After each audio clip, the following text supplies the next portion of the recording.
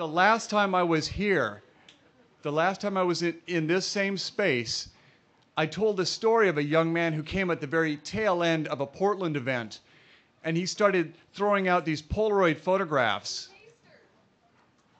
That was you? Oh my God, this is so funny. Okay, let me tell a story. You know, like all of my books, so much of what is told is about the teller rather than about the thing itself. And in a way, Rant becomes sort of the hollow center, the cipher, the symbol that other people project themselves into. And so really that is, you know, Rant is the symbol in what Rant means for all these other people, in the way that, you know, anything that you create becomes kind of a symbol for yourself. You're doing a self-portrait no matter what it is, simply because you're doing it and you've chosen to do that thing. And more importantly, Rant is really another, if you want to talk about common themes in all of my work, Rant is just a presentation, depiction of a limnoid experience. And according to anthropologists, sociologists, limnoid experiences are things that we take part in outside of our ordinary lives that are sort of social experiments. You give up your social status and your identity, and you enter into sort of a common society with other people in a sort of spirit of general affection, which is called communitas. And it's within these sort of laboratories of social structure that new societies and new civilizations, new cultures are invented, that people experiment with personal identities and their relationships to each other, and they invent new ones. So all of my books have been a depiction, whether they're Fight Club or the Brandy Alexander Witness Nipple Relocation Project. They're all depictions of limnoid societies. And that's really the ongoing engine that drives all of my books. Okay, we're going to have to do another question. If you can't decide, I'm not going to decide, okay?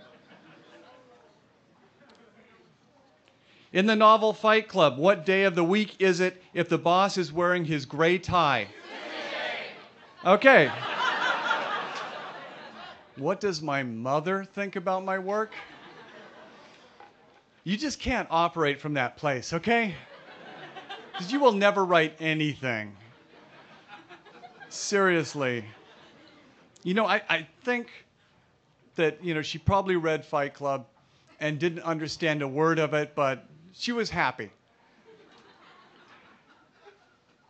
And she really didn't think this whole book thing was going to work out until she called me from a Costco one day. And she said, they have a whole palette of your book Lullaby.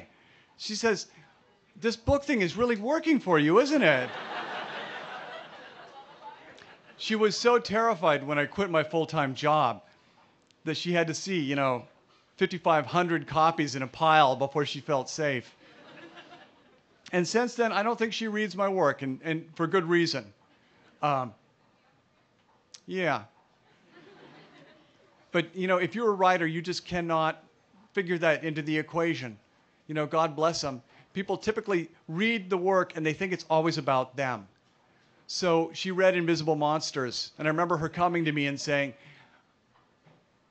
how long have you wanted to be a woman?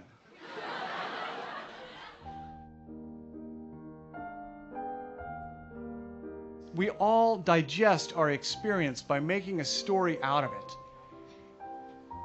And some stories, some experiences are so extreme that we seldom have the social permission to tell those stories. And now that's the type of story that I think people feel safe telling me, because they know that I'm not going to be shocked, that I'm going to listen to them. And that eventually, if I do make it part of something, I'm going to honor it in some way.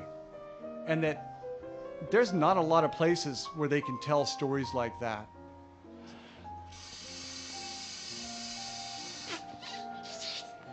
Who here has never been to an author event before? Great. You should come to more. You should see what Barbara Kingsolver throws out. Margaret Atwood does something just like this.